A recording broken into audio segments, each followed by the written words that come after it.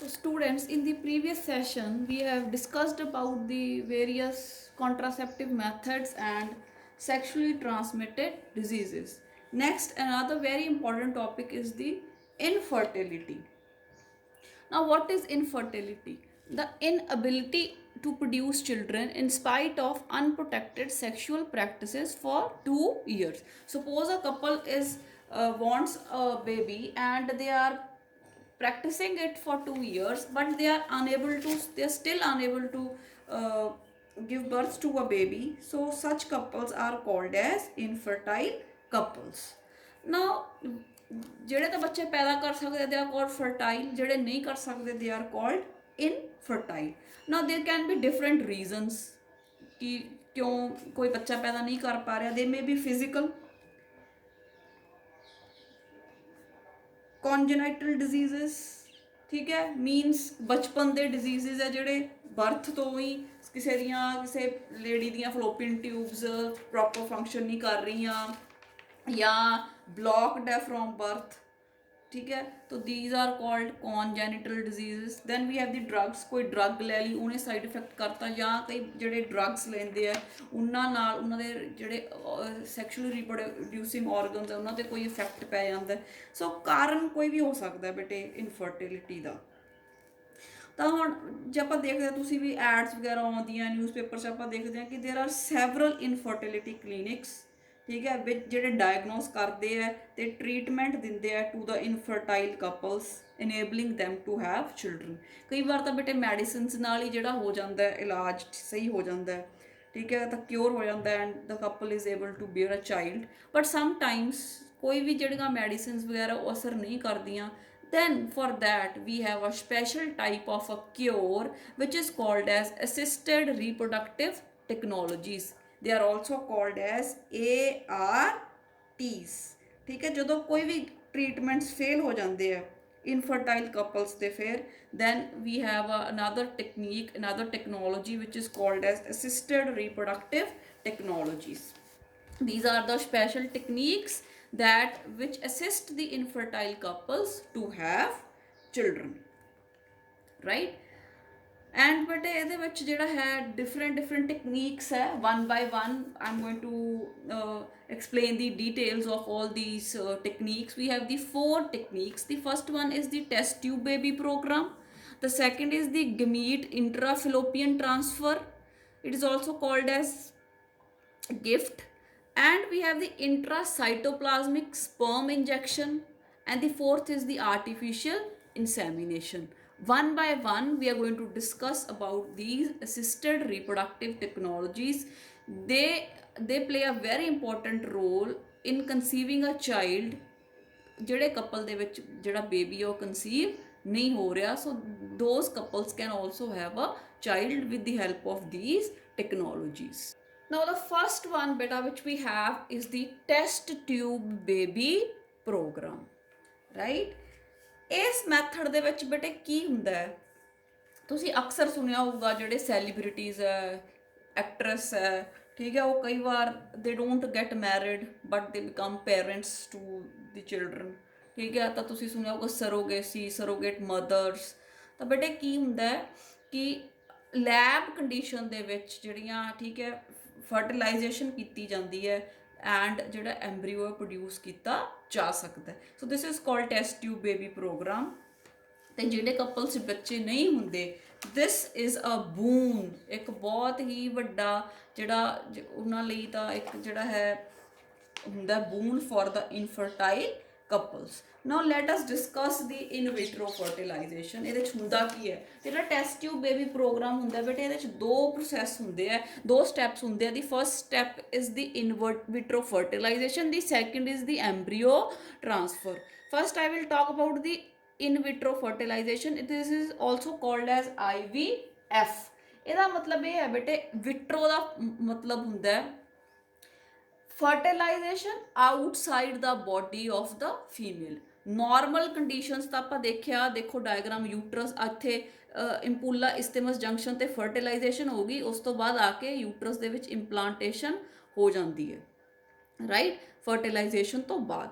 ਪਰ ਜਿਹੜੀਆਂ ਕਈ ਵਾਰ ਕੋਈ ਵੀ ਕਿਸੇ ਵੀ ਕਾਰਨ ਕਰਕੇ ਲੇਡੀ ਦੇ ਅੰਦਰ ਜਿਹੜੀ ਹੈ ਪ੍ਰੋਪਰ ਫਰਟੀਲਾਈਜੇਸ਼ਨ ਨਹੀਂ ਹੋ ਪਾਉਂਦੀ, ਕੋਈ ਪ੍ਰੋਬਲਮ ਹੈ, ਉਹਦੀਆਂ ਫਲੋਪੀਅਨ ਟਿਊਬਸ 'ਚ ਪ੍ਰੋਬਲਮ ਹੈ, ਰਾਈਟ, ਤਾਂ ਆਪਾਂ ਕਹਿ ਸਕਦੇ ਹਾਂ ਮਤਲਬ ਉਹਦੇ ਜਿਹੜੇ ਐਗਸ ਆ ਉਹ ਪ੍ਰੋਪਰ ਪ੍ਰੋਡਿਊਸ ਨਹੀਂ ਹੋ ਰਹੇ ਜਾਂ ਵਾਟ ਐਵਰ ਦੀ ਪ੍ਰੋਬਲਮ ਇਜ਼, ਤਾਂ ਉਹਦੇ ਵਿੱਚ ਬੇਟੇ ਕੀ ਕੀਤਾ ਜਾਂਦਾ ਹੈ ਕਿ ਲੇਡੀ ਦੀ ਬੋਡੀ ਤੋਂ ਬਾਹਰ ਲੈਬ ਦੇ ਵਿੱਚ in the cultural medium fertilization is done. The fusion of male and female gamete is done in the artificial conditions in the lab. ਪਰ ਬੇਟੇ ਉਹਦਾ ਜਿਹੜਾ ਕੰਡੀਸ਼ਨ, ਜਿਹੜਾ এনवायरमेंट ਹੁੰਦਾ ਜਿੱਥੇ ਫਰਟੀਲਾਈਜੇਸ਼ਨ ਹੁੰਦੀ ਹੈ, ਉਹ ਇਸ ਤਰ੍ਹਾਂ ਦਾ ਬਣਾਇਆ ਜਾਂਦਾ ਜਿਸ ਤਰ੍ਹਾਂ ਮਦਰ ਦੇ ਅੰਦਰ, ਮਦਰ ਦੀ ਬੋਡੀ ਦੇ ਅੰਦਰ ਹੁੰਦਾ, ਉਸ ਤਰ੍ਹਾਂ ਦੀਆਂ ਕੰਡੀਸ਼ਨਸ ਉੱਦਾਂ ਹੀ ਬਣਾਈਆਂ ਜਾਂਦੀਆਂ। ਤਾਂ ਬੇਟੇ ਇਨ ਵਿਟਰੋ ਫਰਟੀਲਾਈਜੇਸ਼ਨ, ਵਿਟਰੋ ਦਾ ਮਤਲਬ ਆਊਟਸਾਈਡ ਦੀ ਫੀਮੇਲਸ ਬੋਡੀ। ਵੈਸੇ ਤਾਂ ਫਰਟੀਲਾਈਜੇਸ਼ਨ ਇੰਪੂਲਾ ਇਸਤੇਮਸ ਜੰਕਸ਼ਨ ਤੇ ਹੋਣੀ ਹੈ, ਪਰ ਕਿਸੇ ਵੀ ਕਾਰਨ ਕਰਕੇ ਲੇਡੀ ਦੇ ਅੰਦਰ ਨਹੀਂ ਹੋ ਰਹੀ ਫਰਟੀਲਾਈਜੇਸ਼ਨ, ਤਾਂ ਉਹਨਾਂ ਨੇ ਵੀ ਬੱਚਾ ਪੈਦਾ ਕਰਨਾ, ਤਾਂ ਉਹਨਾਂ ਲਈ ਇਹ ਟੈਕਨੀਕ ਹੈ ਜਿਹਦੇ ਵਿੱਚ ਜਿਹੜਾ ਫਰਟੀਲਾਈਜੇਸ਼ਨ ਹੈ ਐਗ ਦੀ ਤੇ ਸਪਰਮ ਦੀ, ਉਹ ਲੈਬ ਦੇ ਵਿੱਚ ਕੀਤੀ ਜਾਂਦੀ ਹੈ, ਫੀਮੇਲ ਦੀ ਬੋਡੀ ਤੋਂ ਬਾਹਰ ਕੀਤੀ ਜਾਂਦੀ ਹੈ। ਤਾਂ ਬੇਟੇ ਇਹਦੇ ਵਿੱਚ ਕੀ ਹੁੰਦਾ ਹੈ ਕਿ ਜਿਹੜਾ ਸਪੋਜ਼ ਫੀਮੇਲ ਦੇ ਵਿੱਚ ਪ੍ਰੋਪਰ ਐਗ ਪ੍ਰੋਡਿਊਸ ਨਹੀਂ ਹੋ ਰਿਹਾ, ਜਾਂ ਹਸਬੈਂਡ ਦੇ ਜਿਹੜੇ ਸਪਰਮਸ ਆ ਉਹ ਪ੍ਰੋਪਰ ਮੂਵ ਕਰਕੇ ਐਂਪੂਲਾ ਇਸਤੇਮਸ ਜੰਕਸ਼ਨ ਤੇ ਨਹੀਂ ਪਹੁੰਚ ਪਾ ਰਹੇ, ਠੀਕ ਹੈ, ਤਾਂ ਇਹ ਟੈਕਨੀਕ ਹੈ ਜਿਹੜੀ ਉਹ ਯੂਜ਼ ਕੀਤੀ ਜਾਂਦੀ ਹੈ। ਤਾਂ ਬੇਟੇ ਐਗ ਫਰੋਮ ਦੀ ਫੀਮੇਲ ਜਾਂ ਫਰੋਮ ਦੀ ਡੋਨਰ ਮਤਲਬ ਕੋਈ ਵੀ ਲੇਡੀ ਆਪਦਾ ਐਗ ਦੇ ਸਕਦੀ ਹੈ ਦੂਸਰੀ ਲੇਡੀ ਦੇ ਲਈ, ਰਾਈਟ। ਅਗਰ ਤਾਂ ਲੇਡੀ ਸਹੀ ਹੈ, ਉਹਦੇ ਐਗਸ ਸਹੀ ਤਰ੍ਹਾਂ ਨਾਲ ਬਣ ਰਹੇ ਤਾਂ ਉਹਦੇ ਤੋਂ ਹੀ ਲੈ ਲੈਂਦੇ, ਅਗਰ ਉਹਦੇ ਕੋਈ ਪ੍ਰੋਬਲਮ ਹੈ, ਸੈਕੰਡਰੀ ਓਸਾਈਟ ਵਗੈਰਾ ਪ੍ਰੋਪਰ ਰਿਲੀਜ਼ ਨਹੀਂ ਹੋ ਰਿਹਾ, ਫਿਰ ਕਿਸੇ ਡੋਨਰ ਲੇਡੀ ਤੋਂ ਲੈ ਸਕਦੇ। ਇੱਦਾਂ ਹੀ ਸਪਰਮਸ ਉਹਦੇ ਹਸਬੈਂਡ ਤੋਂ ਵੀ ਲੈ ਸਕਦੇ ਜਾਂ ਕੋਈ ਵੀ ਡੋਨਰ ਹੋ ਸਕਦਾ। ਤਾਂ ਬੇਟੇ ਉਹਨਾਂ ਤੋਂ ਲੈ ਕੇ ਤਾਂ ਉਸ ਤੋਂ ਬਾਅਦ ਉਹਨਾਂ ਨੂੰ ਫਰਟੀਲਾਈਜ਼ ਕੀਤਾ ਜਾਂਦਾ। ਤਾਂ ਇਨ ਵਿਟਰੋ ਫਰਟੀਲਾਈਜੇਸ਼ਨ 'ਚ ਕੀ ਕੀਤਾ ਜਾਂਦਾ? 4 ਸਟੈਪਸ ਹੈ। First, egg pickup from the female or from the donor. Sperms are collected and preparation is done either from the parent or from the donor. Then their fertilization is done in the lab. ਜਦੋਂ fertilization ਹੋ ਜਾਂਦੀ ਹੈ ਤਾਂ embryo is developed. ਇਹਨਾਂ ਦਾ ਤੁਸੀਂ embryo development ਤੇ ਉਹ ਸਾਰਾ implantation you have studied in chapter 3.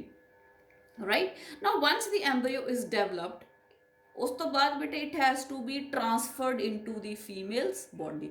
ਹੁਣ ਪ੍ਰੋਬਲਮ ਇਹ ਸੀ ਬੇਟੇ ਲੇਡੀ ਦੇ ਵਿੱਚ ਕਿ ਵੀ ਫਿਊਜ਼ਨ ਫਰਟੀਲਾਈਜੇਸ਼ਨ ਨਹੀਂ ਹੋ ਪਾ ਰਹੀ ਸੀ, ਉਹਦਾ ਯੂਟਰਸ ਸਾਰਾ ਸਹੀ ਹੈ, ਉਹ ਅੱਗੇ ਇੰਪਲਾਂਟੇਸ਼ਨ ਹੋ ਸਕਦੀ ਹੈ ਉਹਦੇ ਯੂਟਰਸ ਦੇ ਅੰਦਰ, ਠੀਕ ਹੈ, ਉਹਦੀਆਂ ਫਲੋਪੀਅਨ ਟਿਊਬਸ ਦੇ ਅੰਦਰ ਵੀ ਉਸ ਤੋਂ ਬਾਅਦ ਪ੍ਰੋਸੈਸ ਹੈ ਜਿਹੜਾ ਫਰਟੀਲਾਈਜੇਸ਼ਨ ਦਾ ਉਹ ਹੋ ਸਕਦਾ ਹੈ, ਰਾਈਟ। ਤਾਂ ਉਸ ਤੋਂ ਬਾਅਦ ਕੀ ਕੀਤਾ ਜਾਂਦਾ? ਬਸ ਉਹਦੇ 'ਚ ਸਿਰਫ ਕੀ ਸੀ ਵੀ ਫਰਟੀਲਾਈਜੇਸ਼ਨ ਫਿਊਜ਼ਨ ਨਹੀਂ ਹੋ ਪਾ ਰਹੀ। ਉਸ ਤੋਂ ਬਾਅਦ ਉਹ ਲੇਡੀ ਹੈ ਜਿਹੜੀ ਅੱਗੇ ਬੇਬੀ ਨੂੰ ਗਰੋ ਕਰਾ ਕੇ ਫੀਟਸ ਨੂੰ ਉਹਨੂੰ ਬਰਥ ਦੇਣ ਦੇ ਕਾਬਿਲ ਹੈ। ਜਦੋਂ ਐਂਬਰੀਓ ਬਣਾ ਲਿਆ ਲੈਬ ਦੇ ਵਿੱਚ ਬੇਟੇ, ਉਸ ਤੋਂ ਬਾਅਦ ਉਸ ਐਂਬਰੀਓ ਨੂੰ ਫੀਮੇਲ ਦੇ ਅੰਦਰ ਇਨਸਰਟ ਕਰ ਦਿੱਤਾ ਜਾਂਦਾ, ਟਰਾਂਸਫਰ ਕਰ ਦਿੱਤਾ ਜਾਂਦਾ, ਠੀਕ ਹੈ। ਟਰਾਂਸਫਰ 2 ਜਗ੍ਹਾ ਤੇ ਕਰ ਸਕਦੇ ਹਾਂ।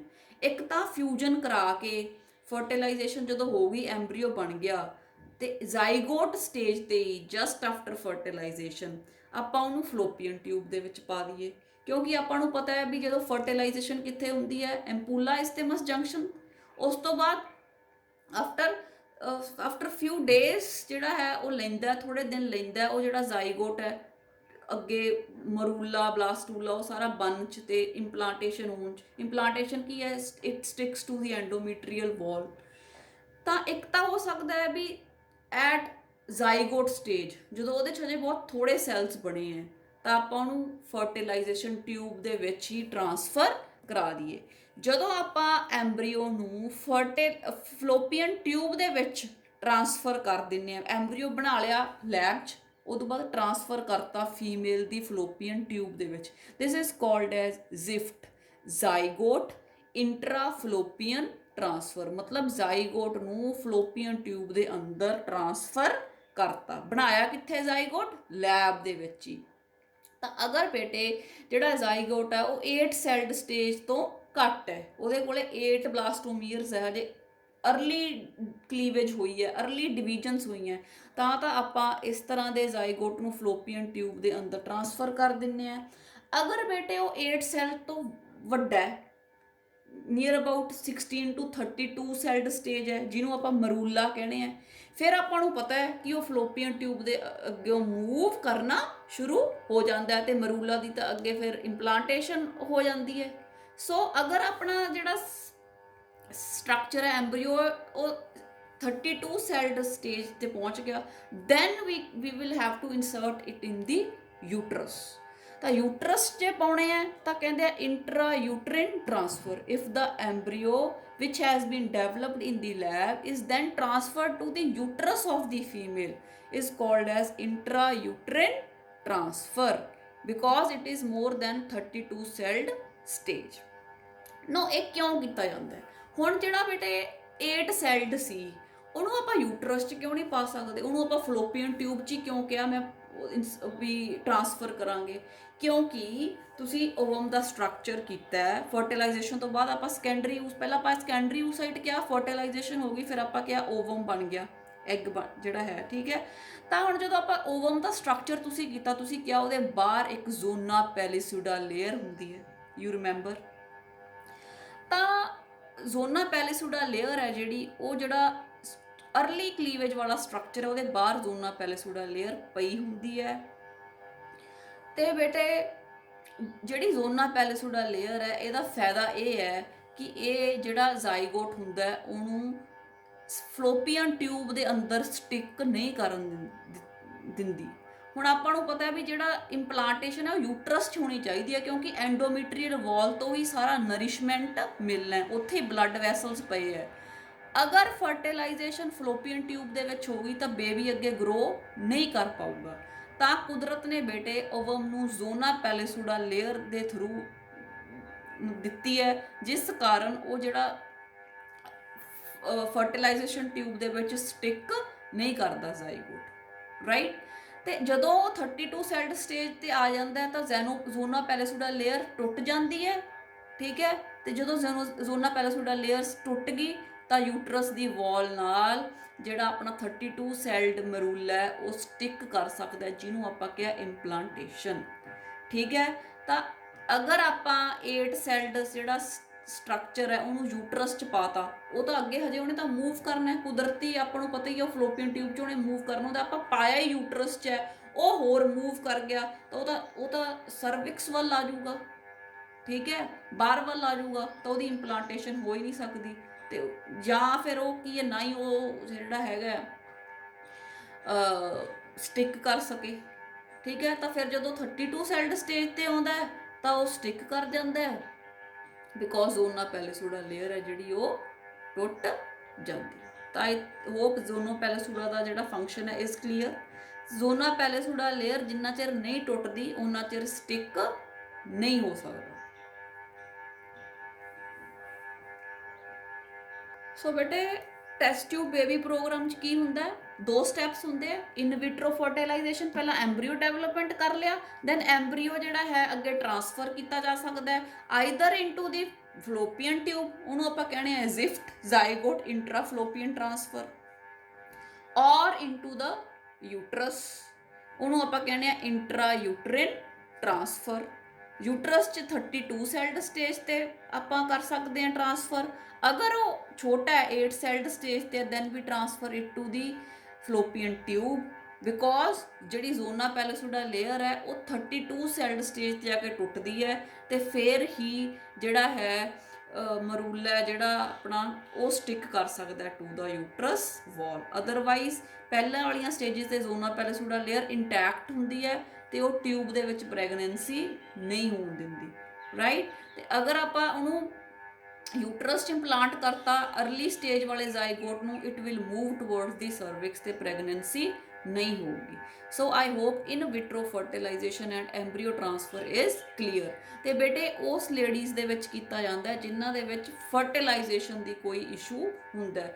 ਇੰਪੂਲਾ ਇਸਥਮਸ ਜੰਕਸ਼ਨ ਤੇ ਫਰਟੀਲਾਈਜੇਸ਼ਨ ਨਹੀਂ ਹੁੰਦੀ, ਪਰ ਉਸ ਤੋਂ ਬਾਅਦ ਯੂਟਰਸ ਜਿਹੜਾ ਲੇਡੀ ਦਾ, ਠੀਕ ਹੈ, ਉਹ ਨੋਰਮਲ ਹੁੰਦਾ and she can give birth to a normal child.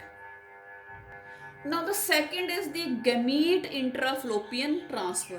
ਉਹਦੇ 'ਚ ਤਾਂ ਬੇਟੇ ਆਪਾਂ ਐਂਬਰੀਓ ਟ੍ਰਾਂਸਫਰ ਕੀਤਾ ਸੀ, ਐਂਬਰੀਓ ਲੈਬ 'ਚ ਬਣਾਇਆ ਟੈਸਟ ਟਿਊਬ ਬੇਬੀ 'ਚ, ਫਿਰ ਆਪਾਂ ਉਹਨੂੰ ਅੱਗੇ ਟ੍ਰਾਂਸਫਰ ਕੀਤਾ। ਇਹਦੇ ਵਿੱਚ ਬੇਟੇ ਗਮੀਟਸ ਟ੍ਰਾਂਸਫਰ ਕਰਨੇ ਆ, ਮਤਲਬ ਜਿਹੜੀਆਂ ਫੀਮੇਲਸ ਦੇ ਵਿੱਚ ਪ੍ਰੋਪਰ ਐਗ ਪ੍ਰੋਡਕਸ਼ਨ ਨਹੀਂ ਹੁੰਦੀ, ਪ੍ਰੋਪਰ ਓਵਾ ਨਹੀਂ ਬਣਦਾ, ਪਰ ਫਰਟੀਲਾਈਜੇਸ਼ਨ ਹੋ ਸਕਦੀ ਹੈ, ਉਹਨਾਂ ਦਾ ਯੂਟਰਸ ਨਾਰਮਲ ਹੈ, ਫਲੋਪੀਅਨ ਟਿਊਬਸ ਨਾਰਮਲ ਹੈ, but they are unable to produce the ova, ovaries 'ਚ ਕੋਈ ਪ੍ਰੋਬਲਮ ਹੈ, ਐਗ ਪ੍ਰੋਡਿਊਸ ਨਹੀਂ ਕਰ ਪਾਉਂਦੀਆਂ।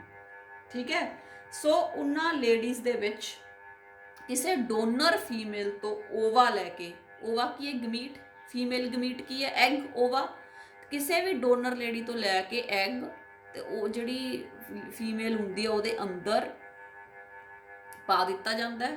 ਠੀਕ ਹੈ, ਇਟਸ ਟ੍ਰਾਂਸਫਰਡ, ਤੇ ਉਸ ਤੋਂ ਬਾਅਦ ਉਹਦੀ ਫਲੋਪੀਅਨ ਟਿਊਬਸ ਤੇ ਯੂਟਰਸ ਤਾਂ ਨਾਰਮਲ ਹੈ, ਤਾਂ ਉਹ ਅੱਗੇ ਜਿਹੜਾ ਹੈ ਉਹਦੇ ਜਿਹੜਾ ਬੇਬੀ ਹੈ ਉਹ ਡਿਵੈਲਪ ਕਰ ਸਕਦਾ। This is gamete intrafallopian transfer, this is GIFT, this is called GIFT. ਉਧਰ ਆਪਾਂ ਕੀਤਾ ਜਿਫਟ, ਜ਼ੈਡ ਨਾਲ, ਜ਼ਾਈਗੋਟ, ਇੱਧਰ ਕੀ ਹੈ, ਗਮੀਟ। ਠੀਕ ਹੈ, ਤਾਂ egg is transferred from a donor to a female who cannot produce eggs, but ਉਹਦਾ ਜਿਹੜਾ ਫਲੋਪੀਅਨ ਟਿਊਬਸ ਐਂਡ ਯੂਟਰਸ ਹੈ ਉਹ ਵੀ ਡਕਟਸ ਹੈ। ਠੀਕ ਹੈ, they can function normal, right? Next, another technique which we have, another assisted reproduction technology which we have is the intracytoplasmic sperm injection. ਇਹ ਵੀ ਬੇਟੇ ਕੀ ਕੀਤਾ ਜਾਂਦਾ ਹੈ, ਇਹਦੇ ਵਿੱਚ ਵੀ ਐਂਬਰੀਓ ਬਣਾਇਆ ਜਾਂਦਾ ਹੈ ਇਨ ਦੀ ਲੈਬ। ਇਹਦੇ ਵਿੱਚ ਕੀ ਹੁੰਦਾ ਹੈ, ਦੇਖੋ ਇੱਕ ਲੈਬ ਦੇ ਵਿੱਚ ਕੀਤਾ ਜਾਂਦਾ ਹੈ, ਸੈਕੰਡਰੀ ਊਸਾਈਟ ਹੈ, ਸੈਕੰਡਰੀ ਊਸਾਈਟ ਦੇ ਵਿੱਚ ਜਿਹੜੀ ਉਹਦੀ ਸਾਈਟੋਪਲਾਜ਼ਮ ਹੁੰਦੀ ਹੈ ਉਹਦੇ ਵਿੱਚ ਇੱਕ ਇੰਜੈਕਸ਼ਨ ਦੇ ਵਿੱਚ ਸਪਰਮ ਪਾ ਲਏ ਜਾਂਦੇ ਹੈ, ਤੇ ਇੰਜੈਕਸ਼ਨ ਦੇ ਥਰੂ ਜਿਹੜਾ ਸਪਰਮ ਹੈ ਉਹ ਸੈਕੰਡਰੀ ਊਸਾਈਟ ਜਿਹੜਾ ਹੁੰਦਾ ਹੈ ਉਹਦੀ ਸਾਈਟੋਪਲਾਜ਼ਮ ਦੇ ਵਿੱਚ ਇੰਜੈਕਟ ਕਰ ਦਿੱਤਾ ਜਾਂਦਾ ਹੈ, ਤੇ ਜਿਹੜਾ ਹੈ ਉਹ ਜ਼ਾਈਗੋਟ ਬਣ ਜਾਂਦਾ ਹੈ ਜਾਂ ਅਰਲੀ ਉਹ ਐਂਬਰੀਓ ਬਣ ਜਾਂਦਾ ਹੈ, ਤਾਂ ਉਹ ਅੱਗੇ ਵੂਮਨ ਦੇ ਵਿੱਚ ਜ਼ਾਈਗੋਟ ਇੰਟਰਾਫਲੋਪੀਅਨ ਟ੍ਰਾਂਸਫਰ ਦੇ ਥਰੂ ਇੰਜੈਕਟ ਕੀਤਾ ਜਾ ਸਕਦਾ ਹੈ। ਤਾਂ ਇਹ ਵੀ ਬੇਟਾ ਇੱਕ ਸਪੈਸ਼ਲਾਈਜ਼ਡ ਟੈਕਨੀਕ ਹੈ to farm a ਐਂਬਰੀਓ in the lab. ਇਹਦੇ ਵਿੱਚ ਕੀ ਕੀਤਾ ਜਾਂਦਾ, ਓਵਮ ਲੈ ਕੇ ਉਹਦੇ ਵਿੱਚ ਡਾਇਰੈਕਟ ਜਿਹੜਾ ਹੈ ਸਪਰਮ ਹੈ ਜਿਹੜਾ ਉਹ ਇੰਜੈਕਟ ਕਰ ਦਿੰਦੇ ਆ, ਰਾਈਟ। ਉਸ ਤੋਂ ਬਾਅਦ ਜਦੋਂ ਐਗ ਲੈ ਲੈਂਦੇ ਆ, ਸਪਰਮ ਲੈ ਲੈਂਦੇ, ਸਪਰਮ ਨੂੰ ਡਾਇਰੈਕਟਲੀ ਐਗ ਦੀ ਸਾਈਟੋਪਲਾਜ਼ਮ ਦੇ ਵਿੱਚ, ਸੈਕੰਡਰੀ ਊਸਾਈਟ ਦੀ ਸਾਈਟੋਪਲਾਜ਼ਮ ਦੇ ਵਿੱਚ ਇੰਜੈਕਟ ਕਰ ਦਿੰਦੇ ਆ। This is called as intracytoplasmic sperm injection. ਇਹ ਤਾਂ ਕਰਨਾ ਪੈਂਦਾ ਕਿ ਕਈ ਵਾਰ ਜਿਹੜੇ ਸਪਰਮਸ ਹੈ ਉਹ ਪ੍ਰੋਪਰ ਮੂਵ ਨਹੀਂ ਕਰ ਪਾਉਂਦੇ ਹੁੰਦੇ। ਠੀਕ ਹੈ, ਪ੍ਰੋਪਰ ਉੱਥੇ ਐਂਪੂਲਾ ਜੰਕਸ਼ਨ ਤੱਕ ਪਹੁੰਚ ਹੀ ਨਹੀਂ ਪਾਉਂਦੇ। ਠੀਕ ਹੈ, ਤਾਂ ਕਰਕੇ ਕਰਨਾ ਪੈਂਦਾ। ਤੇ ਉਸ ਤੋਂ ਬਾਅਦ ਇਹਨੂੰ ਜਿਹੜਾ ਹੈ ਜਦੋਂ ਫਿਊਜ਼ਨ ਹੋ ਜਾਂਦੀ ਹੈ, ਫਰਟੀਲਾਈਜੇਸ਼ਨ ਹੋ ਜਾਂਦੀ ਹੈ, ਤਾਂ ਉਹਦੇ ਅੰਦਰ ਇੰਟਰੋਡਿਊਸ ਕਰ ਦਿੱਤਾ ਜਾਂਦਾ ਹੈ ਲੇਡੀ ਦੇ ਅੰਦਰ। ਉਸ ਤੋਂ ਬਾਅਦ ਬੇਟੇ we have the artificial insemination technique, AIT। ਇਹ ਬੇਟੇ ਉਹਨਾਂ ਫੀਮੇਲਸ ਦੇ ਵਿੱਚ ਕਰਨੀ ਪੈਂਦੀ ਹੈ ਜਿਨ੍ਹਾਂ ਦੇ ਜਿਹੜੇ ਹਸਬੈਂਡਸ ਹੈ ਉਹਨਾਂ ਦਾ ਸਪਰਮ ਕਾਊਂਟ ਲੋ ਹੁੰਦਾ ਜਾਂ ਉਹ ਪ੍ਰੋਪਰ ਇਜੈਕੂਏਟ ਨਹੀਂ ਕਰ ਪਾਉਂਦੇ। ਠੀਕ ਹੈ, ਤਾਂ ਸਪਰਮਸ ਜਿਹੜੇ ਆ ਮੇਲ ਦੇ ਕਲੈਕਟ ਕਰਕੇ ਫੀਮੇਲ ਦੀ ਵਜਾਈਨਾ ਦੇ ਵਿੱਚ ਆਰਟੀਫਿਸ਼ੀਅਲੀ ਇੰਟਰੋਡਿਊਸ ਕਰਾ ਦਿੱਤੇ ਜਾਂਦੇ। This is known as artificial insemination technique. And with this I complete up all the assisted reproductive technologies. We have done the test tube baby program, we have done the gamete intrafallopian transfer, we have done the intracytoplasmic sperm injection, and I have also explained the artificial insemination technique.